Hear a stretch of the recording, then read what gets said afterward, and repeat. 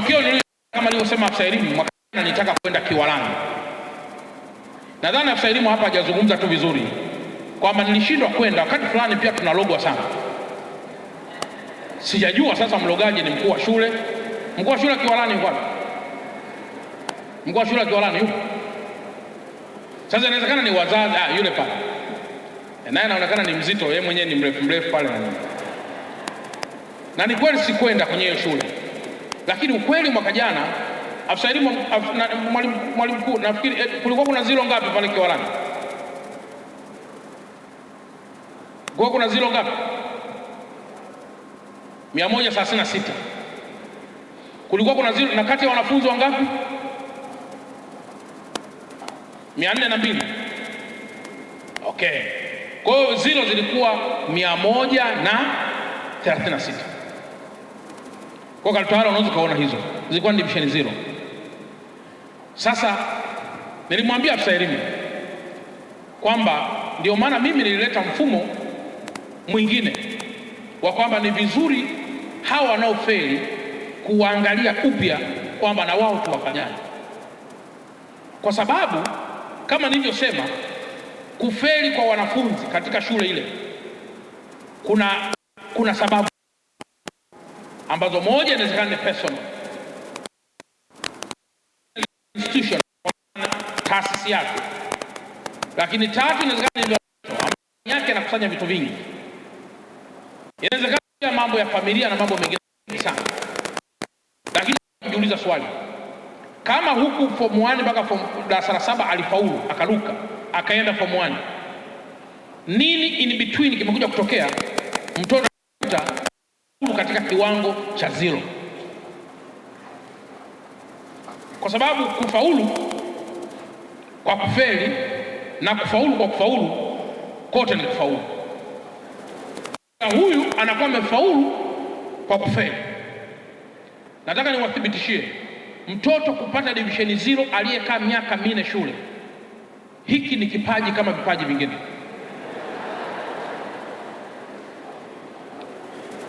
Na lazima liwe ni eneo maalum la kujifunza, a very interesting area to go deeply on it.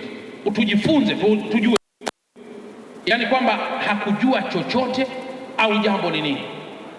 Kwa nadhani mkuu wa shule wetu atakuwa alikaa na walimu wenzie kuanza kuyafanyia kazi hayo.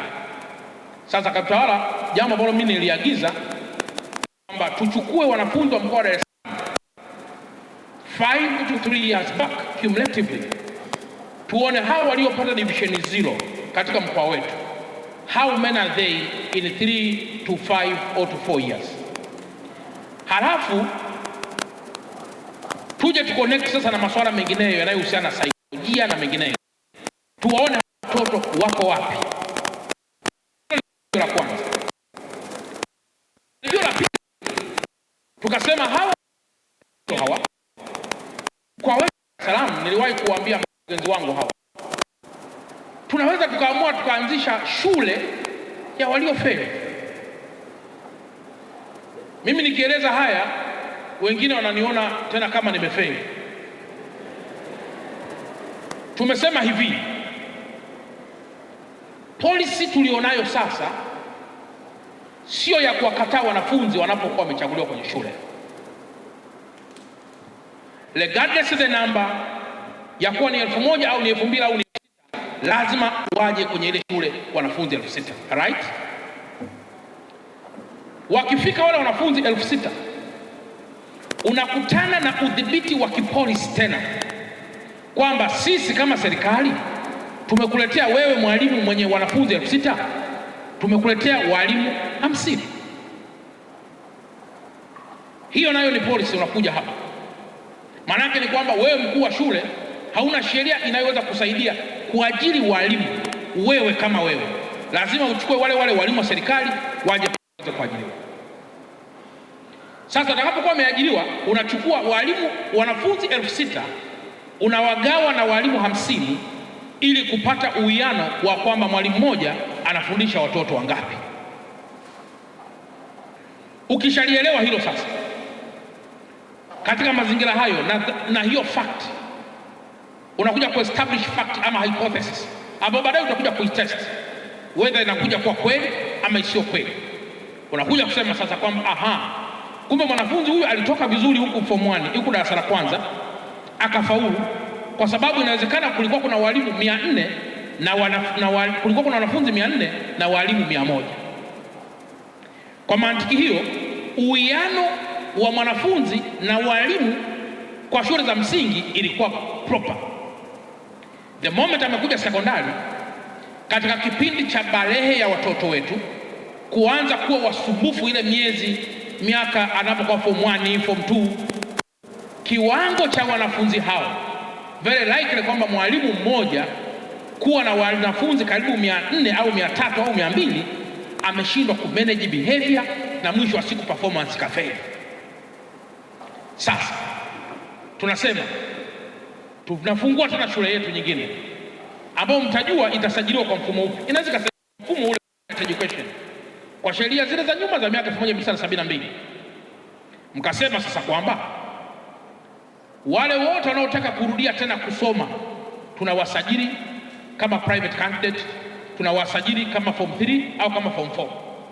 Kwa mzazi anayetaka mtoto wake arudie, mnamwandika, ila sharti shule hiyo inakuwa ni ya boarding na sio ya day. Mwalimu wa taaluma au mwalimu wa nidhamu mnaenda kuchukua CDF.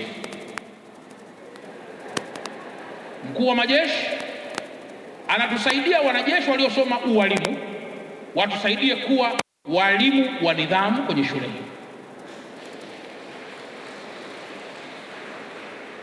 Mwalimu wa taaluma tunakwenda kujifunza kwamba kuna shule zimefanya vizuri, kuna shule za dini au kuna shule gani zimefanya vizuri.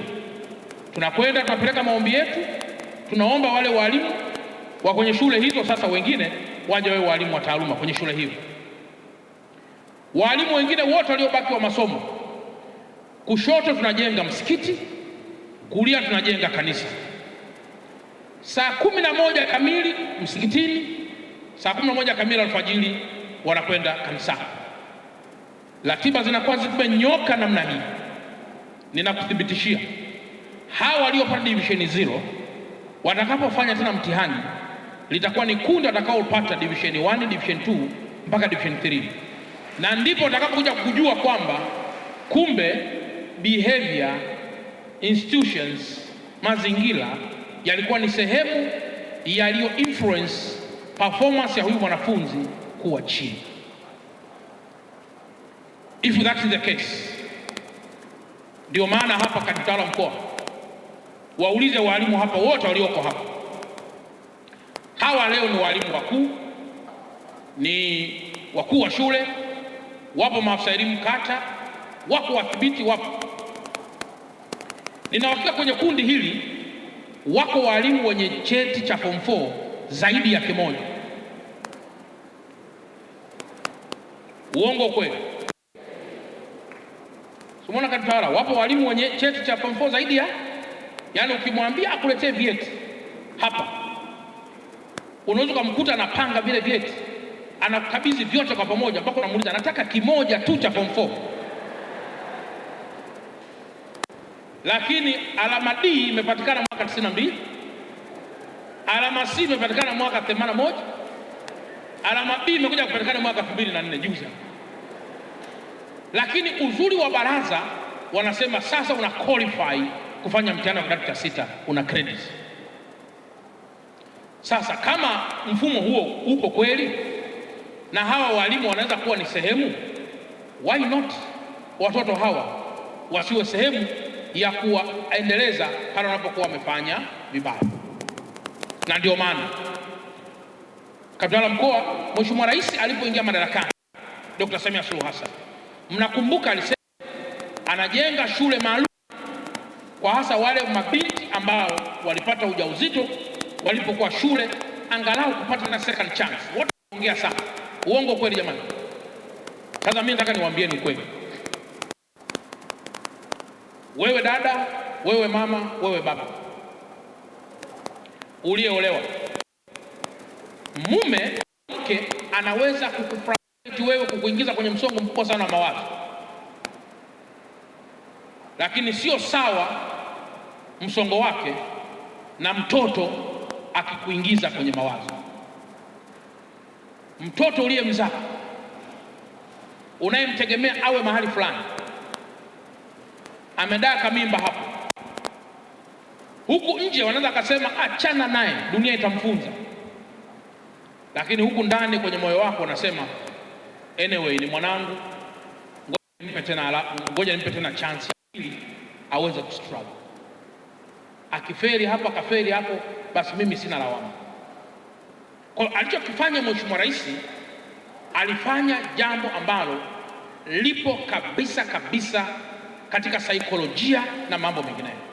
Nilikuwa namuuliza mkuu wa wilaya ya Temeke, nikamwambia ulishawahi kukutana na mtu anaitwa Sigmund Freud? Na anamfahamu Sigmund Freud hapa? Sigmund Freud unamfahamu amefanya nini? Nadhani mnamsahau. Nyinyi walimu, hebu jitahidini kusoma. Msiwe tu kila siku mnashika, kila siku unawahi vipindi tu chaki, ji-update. Unaweza kukuta kwa miaka mingi watu wamekutemu kama wewe ni mfupi huko kwenye kundi la watu wafupi, lakini the more unaposoma ndio unakuja kurealize sio kweli, wewe ni mrefu. Sigmund Freud ameasisi nadharia ya psychoanalysis, inaitwa nadharia ya uchanganuzi wa kisaikolojia. Amemsoma mtoto kutoka akiwa umbo dogo kuja mpaka kuwa mkubwa. Anakwambia ukitaka kujua mtu bahili, tabia zake utazigundua akiwa chini ya miaka miwili. Ukitaka kujua kwamba katoto haka katakuwa katembezi sana, tabia yake utakajua tangu akiwa na miaka chini ya miaka miwili. Ukitaka kujua huyu atakuja kuwa kiongozi, tabia yake utaijua tangu akiwa mtoto mdogo. Anakwambia mabehavior mengi unayokuja kuyaona mtu akiwa nayo ukubwani, mengi yangeweza kutengenezwa upya akiwa mtoto mdogo. Kwa kuna udumavu wa akili, udumavu wa umbo, kuna udumavu wa tabia. Ukisikia mtu anasema tabia haina dawa, maana yake ni kwamba huyu mtu sasa alishadumaa kwa tabia yake. Unamwambia bwana, nakupa siri uwe na kifua, anasema sawa, lakini akienda mahali anasema mzee, nimeona kifua kinauma, kimebeba jambo, naomba tu niseme kwako. Umeelewa? Afisa elimu anakuita, anakuambia bwana, tufanye jambo hili kwa maslahi mapana. Wewe ukienda nyumbani unasema naona kifua kinanielemea, nina jambo naomba nilitue. Huyu mtu unaweza kumlaumu sana. Hapana, ni tabia ambayo haikupata tiba tangu akiwa mtoto mdogo, kwa mujibu wa Sigmund Freud. Kwa hiyo nimeona nianzie kidogo ili kila mmoja aweze kuelewa kwamba tunatamani matokeo sasa yawe mazuri zaidi.